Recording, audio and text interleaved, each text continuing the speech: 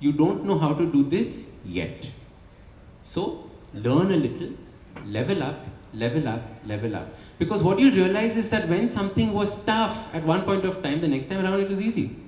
Right? You realize that once you leveled up, it was never a challenge again. Writing the first book, oh my God. Writing second book, better. Writing third book, easier, easier, easier, easier, easier. So what you need to learn is that everything is tough only because you haven't had one aha moment. As soon as you have that aha moment about whatever's in front of you, you've automatically leveled up. Right? So the whole book, like you rightly said, is about aha moments.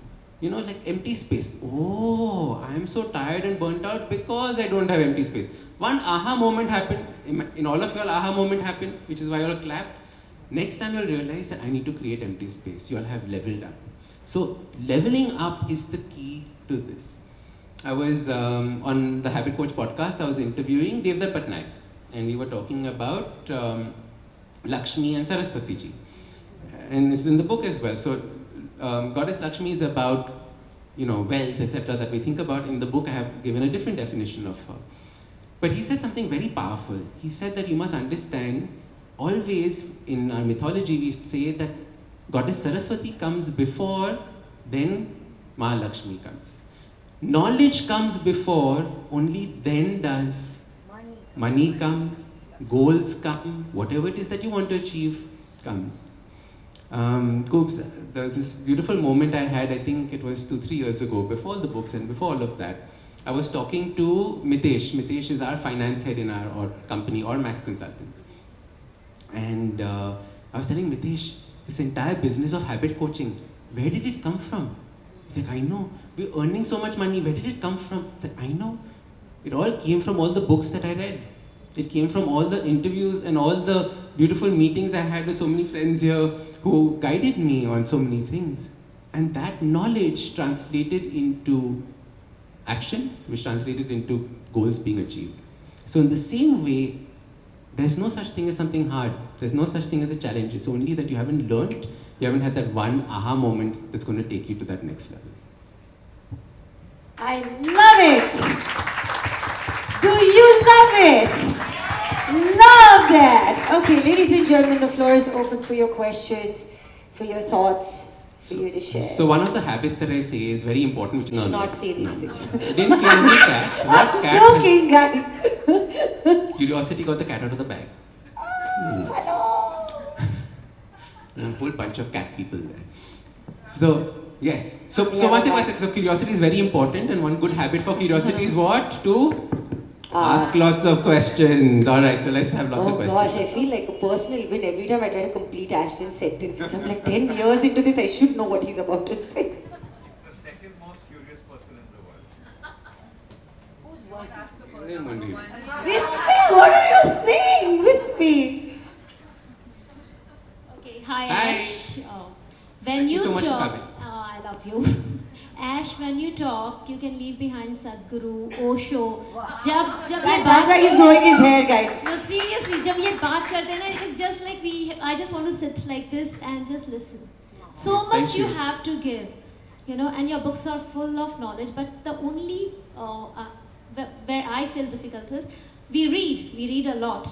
But then we try to implement. But after some time, we want someone like you who can conduct some workshops or something. There are so many workshops on law of attraction or affirmation and all. उधर ना वो गुरु push करता रहता है आपको. वो गुरु कहता है कि हैरी अभी ऐसे करना है. So are you planning to? I love it. Yes. Hopefully we'll start lots of these. Instead of push, I love the attract philosophy. Right? So the whole thing is that you can dakko maro as much as you can, but I always love that you need to attract things to you. And that's what I want to do. I want to create curiosity. I want to create these little moments where people say, I want to know more. And then I think everyone who's part of my social media knows that there's a language called fatka. And those who don't or ask the same question twice get fatkas. Right? You know what the fatkas? Everyone gets fatkas. Who wants a fatka? So that's how we get the ball moving with that. So yes, Harry, thank you. I'm going to do lots of these.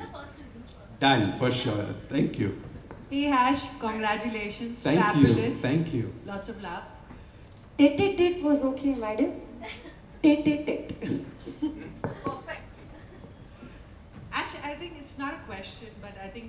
views on, and I've been grappling with the word rest. And if you could just elaborate on that, what do you feel about it?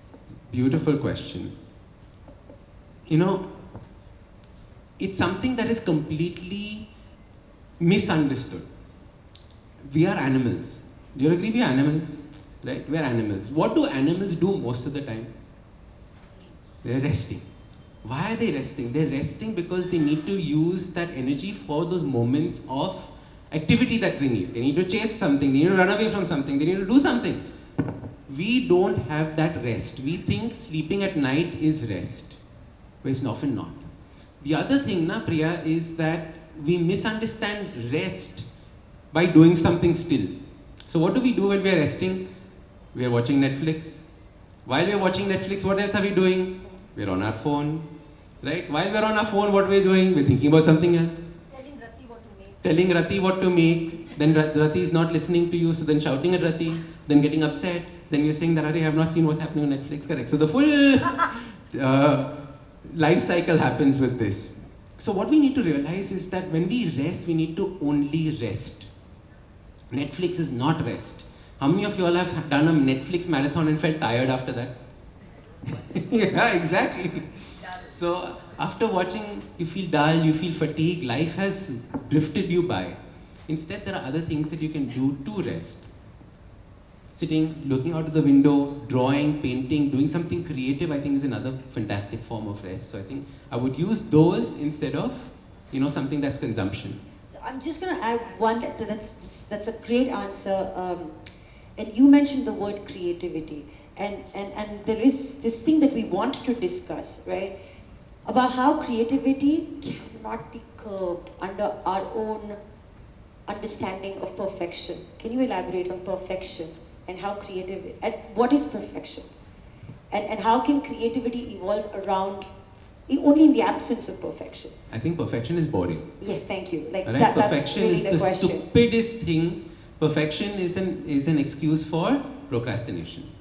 One. Perfection is silly because there's no such thing as perfect. Right? What is perfect? And then even if you do get it perfect is boring. Like my dad gave me this example, even though he calls himself a perfectionist, but he gave me a very good example many years ago when I was a child. He said that the notes on an electric keyboard are perfect. Right? It's always going to hit T every time you hit T. But why do we pay so much for all the other actual pianos that are, the regular with the string, etc., because they have imperfections.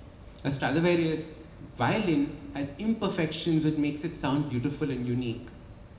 And every time we try and make it perfect, we're losing that uniqueness, we're losing that aspect of harmony in our life. So I would say perfectionism, very, very silly.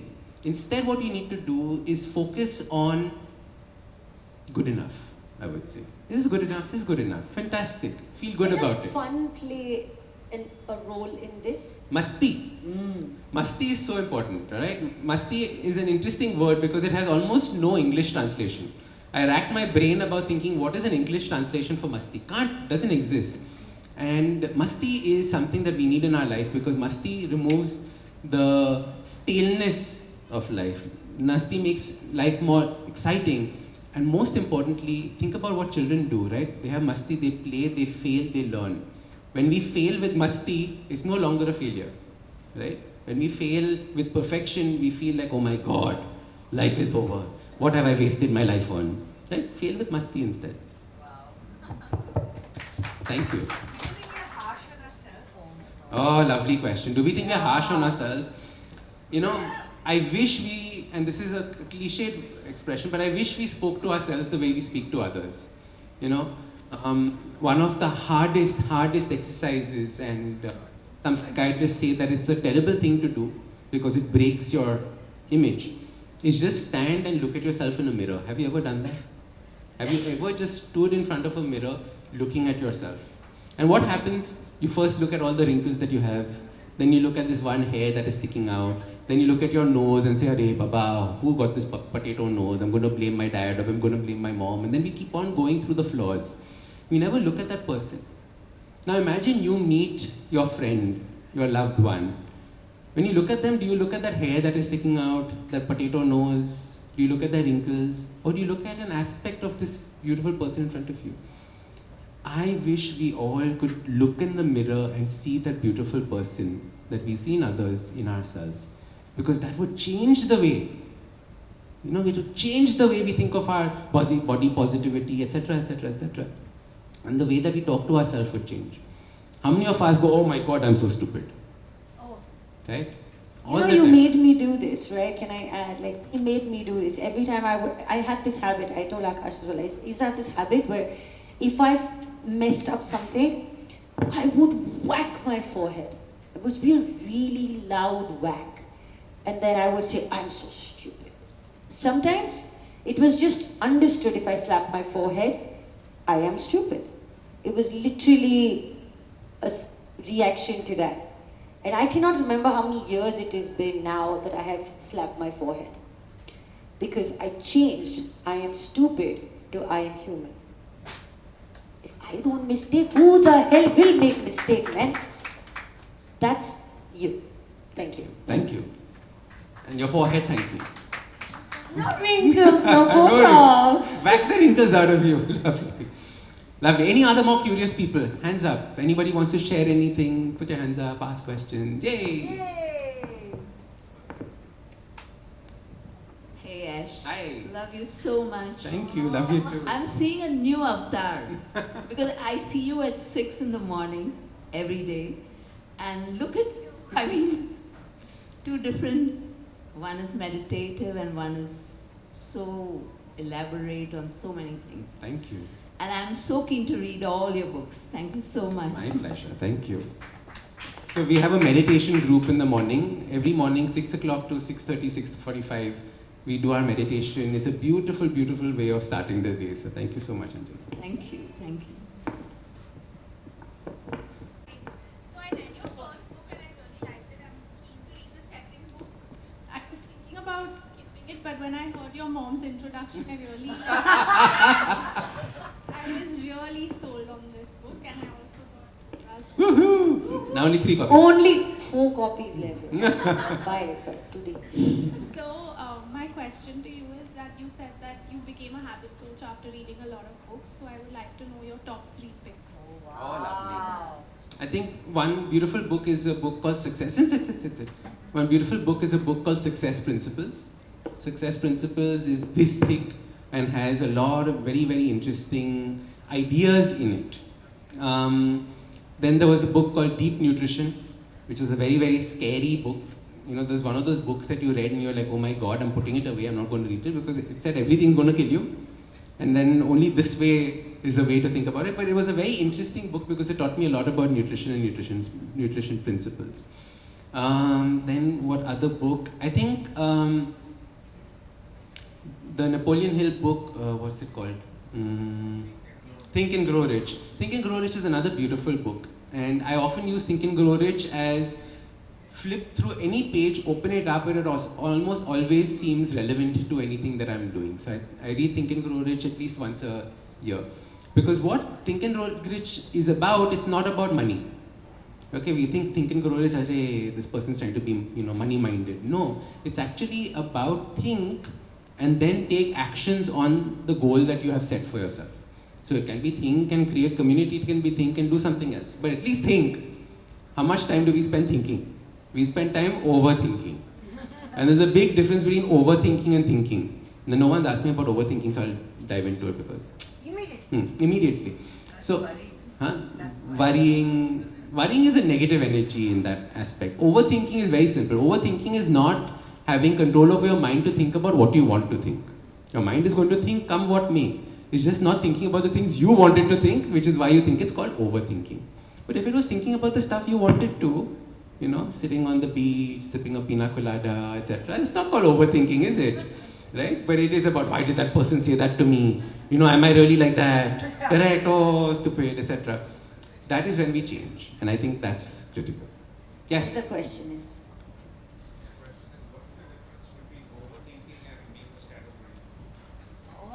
You want use the mic? Use the mic, come in. What's the difference between being a scatterbrain and overthinking? Lovely. Overthinking is, like I said, thinking about things that you don't want to think. Scatterbrain, I think, firstly, it's not necessarily a nice word that we use because it's a word that we use to like judge. Overthinking, at least, like, okay, you can explain, but this person is a scatterbrain, we're using it as a label that we've attached to this person. And I think labels are something as a habit that we need to slowly move away from or be conscious about what labels we put. Okay, I am a habit coach means I'll only think coaching. Right? I am a something else means I only think this. And half the time we use words like this. I am a scatterbrain means what? I can't focus on anything. I have to read Ashdin's book. So, okay. So the first thing, Amit, the difference is that one is a label. Okay, one is an actual activity that's happening to us. Scatterbraining in that sense is that I am doing something while I'm thinking about something else. I'm not living in this moment, I'm not living focused. And I think if we learn to bring ourselves back to this moment, I think the experience is going to be so much more beautiful. That's how I would think about it. Thank you. Roshni! Who's a super published author? That one with the mic. Hi Ash. Every 6 months I hear from you, you're doing something new. So what are your big results from you in 2025? Wow! I love it. What a question. Beautiful question. Thank you. You know, during the lockdown, I had somebody assisting me. Okay, Shubha. In fact, she helped me on the One Habit a Day book quite a bit. And Shubha was like, Ashdin, I've only been with you 6 months, and in that 6 months, this has changed, that has changed, one TED Talk also happened, one this happened, one that happened. Like, how much stuff are you doing? 2024, is 2024 2025? What is the question there? Results in 25. I think 25 is the year of breaking down and recreating. That's the honest feeling that I'm getting. I've done the habit coaching in this avatar for a while. I think in order to now take it to another level, some aspect has to be broken down so that you can recreate. And very often we are so scared of breaking down because we feel that breaking down means starting from zero. Breaking down is never starting from zero. You never ever start from zero because you always start with experience. You always start with knowledge, you always start with wisdom. And that is what I think 2025 is going to be. I think there is going to be a big identity or image shift in me. That is what my gut feel is. It's very interesting that you asked me this question, especially since after I spoke about Think and Grow Rich. I think this is the first time in my life I don't have a goal. And those of you who know me know that I always have had a goal for everything that I've done. This is where we're doing this way, which is where the momentum comes from. This is the first time I don't have a goal and I'm relishing it. It's the empty space in It's your the porcelain. empty space that I'm creating. I was just watching this beautiful documentary on Winston Churchill on Netflix. Apart from all that stuff that he did for India, and that's also mentioned in that documentary, there's something you can't take away from him, which is the way that he spoke, right? The way that he mobilized the English language. And there was this beautiful time when he was not sure about what he was going to do, and they called it his wandering years. There were a few years when he was like, "Arey, should I be part of this political party, what should I fight, what should I not fight?" And I think that is what empty space does. It's okay to be lost a little, but as long as you know and you have that self-confidence that I can ultimately get in a direction. So, Roshni, beautiful question. And that's my honest answer. Like I said, this is only loved ones, so I can be completely open and myself with everyone. Thank you.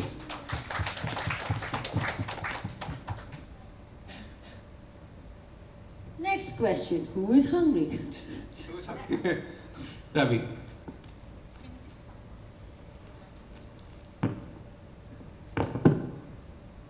Well done, Ashdin. Thank you so much. Hey. So, I work with teams and bring change about in teams. And I once had a chef who used to come drunk to work. Very, very good. Not easy to fire him. But eventually we had to let him go because he couldn't overcome that. And having overcome a problem with alcohol myself, and using the carrot and stick with him still didn't help. Was it only that I was motivated, but he wasn't? Because while he was at work, there was no issue, but the environment in which he was at home, from where he wanted to escape, that is what led to the problem.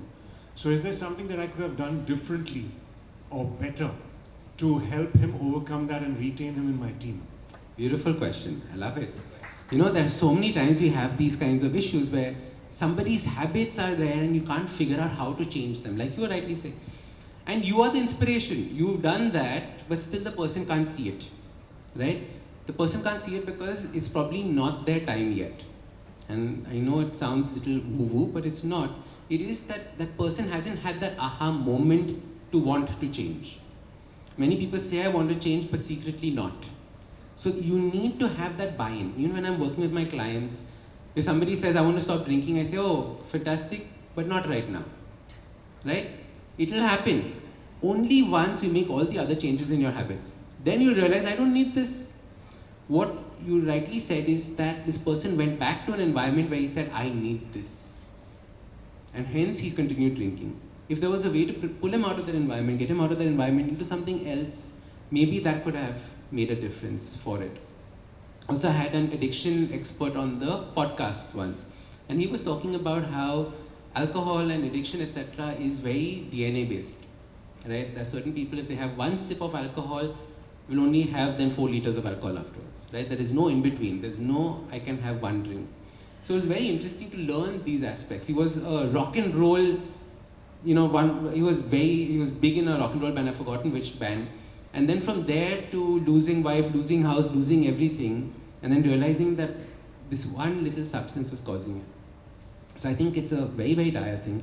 Like I said, I don't start the process of working with people unless I help them with everything else to make sure that they feel robust enough to then let go of this crutch. It's a crutch. Now imagine I pull out a crutch and I say, now chalo, walk a marathon with me. How are you going to walk a marathon? Right? Instead, I need to make you feel strong on your legs before you can then get there. So that's how I would approach it. Thank you.